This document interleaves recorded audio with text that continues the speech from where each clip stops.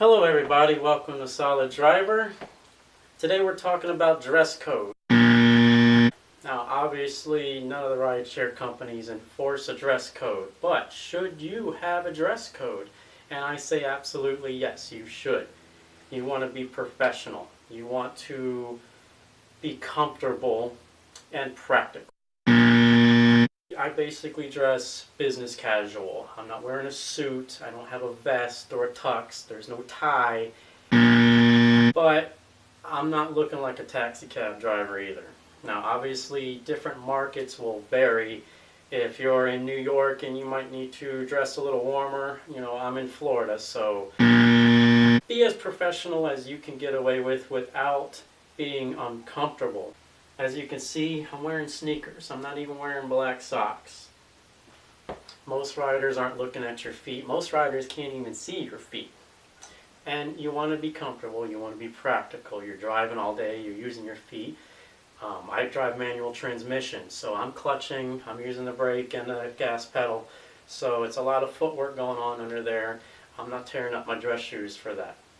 But, I got some decent slacks. Sometimes I wear black jeans if it's colder. A button-up shirt most of the time. Otherwise, a nice looking shirt. I keep the buttons kind of high. I mean, normally in my personal life, I'd be a little more comfortable like this. But if I'm driving, I button it up. I want to look professional.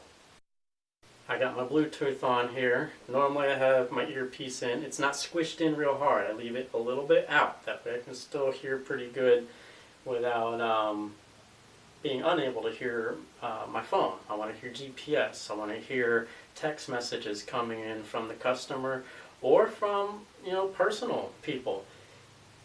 If you have text-to-speech and speech-to-text set up on your phone, all you need is a headset. You don't have all these voices blasting through your car's Bluetooth or through your phone. You're not interrupting your passengers in the back seat. It's all in your ear. So I highly recommend something like this. Something I've always done anyway, but definitely recommended for drivers.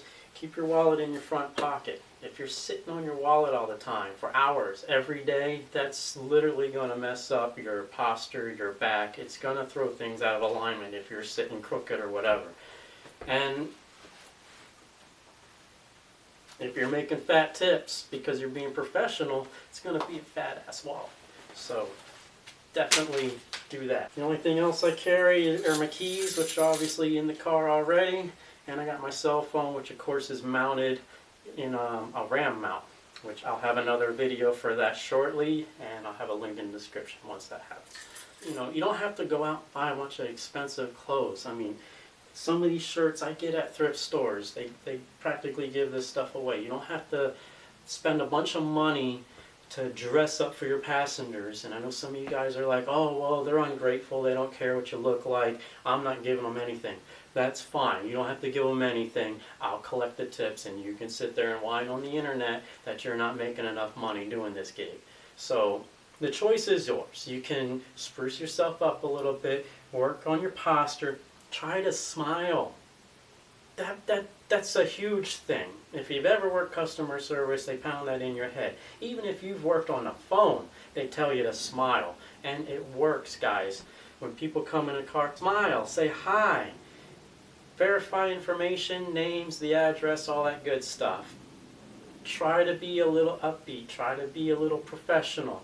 Even if it drives you nuts. Just try it and see if it will improve your ratings, your tips, and your happiness. You want to be happy doing your job. If you're going to do this every day, or even if you're a part-timer, you want to enjoy it. You don't want to dread getting in that car every day. So every little thing helps, guys. So do the best you can. Okay, guys, obviously I was having a little fun with this one. And I'm not knocking anybody's lifestyle choices or clothing styles. Obviously, all this stuff came out of my closet. But I'm saying there's a time and a place, and it's best to be as professional as possible while you're driving without going overboard or being uncomfortable. If you like this video, please hit the like button.